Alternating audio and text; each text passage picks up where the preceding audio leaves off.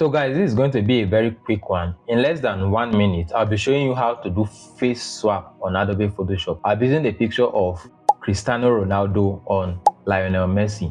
Okay, so let's get right in. A quick disclaimer, this video is for educational purposes only. You understand that?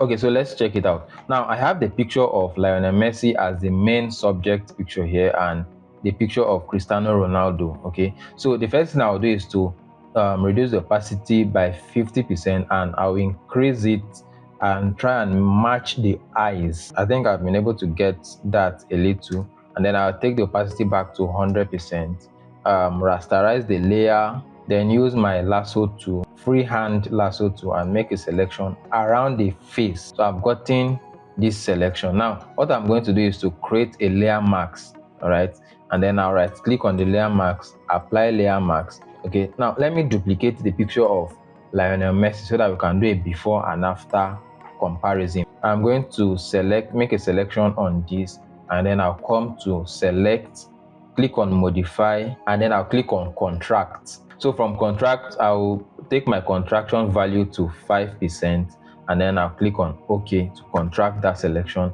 Then let me turn this off. I'll come to this layer, and then I'm going to hit on delete. Okay, so I've deleted the first selection I made at the top on this. So I'm just going to deselect now.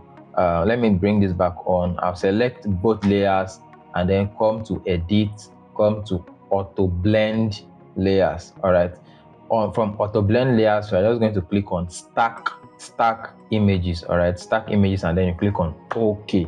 So we are going to have this. I believe you can see the final result here.